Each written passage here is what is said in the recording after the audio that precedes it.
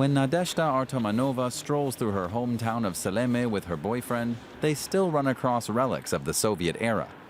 Factory ruins emblazoned with the Russian word for peace.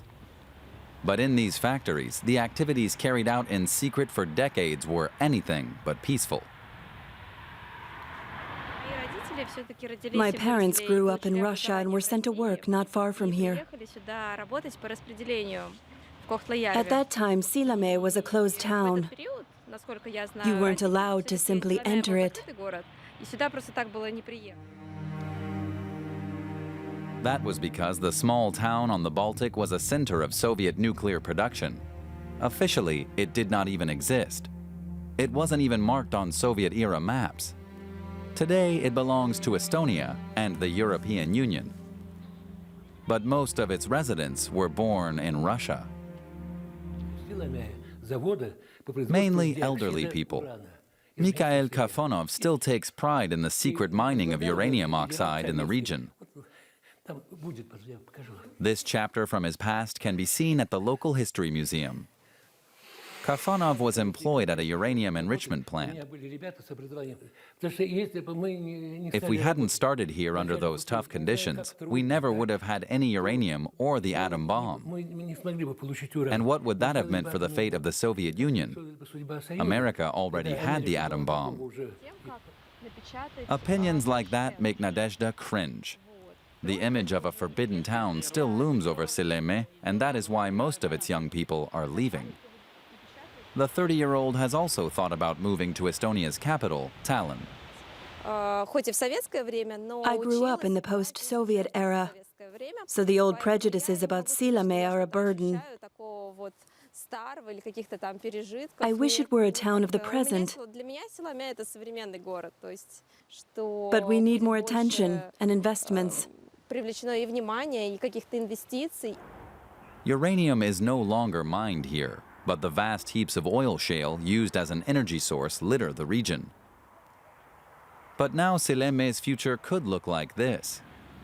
Nadezhda is studying computer programming at a newly founded information technology school. A number of Estonian startup millionaires made it possible. It's one way for the town to shake off its dark past. There will be a lot of change happening around here because we are moving away from the oil shale mining. So there's a need for new kind of innovation, new industries to come into Ida-Virumaa. So why not IT? The Estonian government also wants to abandon the old industries and invest in the new.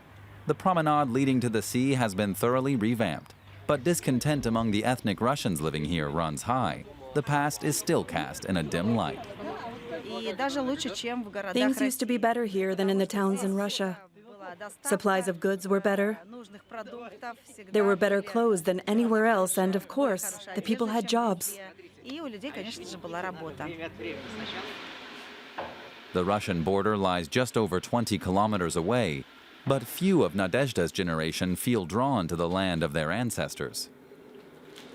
I've been to Russia a few times, but I couldn't imagine living there. The mentality here in Estonia is different. And so, I've never even thought about it. Veteran Mikhail Kafonov can't understand that. Recently, he received a medal from Moscow for his work in uranium production. He admits the town was closed off to outsiders at the time, but he never had a problem with that. If anyone asked, we said we worked in oil shale processing. It was prohibited to talk about our real work.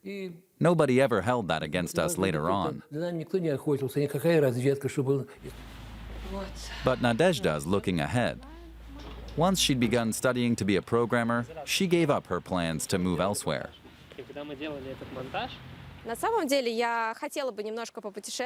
I'd like to travel a little and get to know other cities, maybe even go abroad. But now I know I'll definitely be coming back.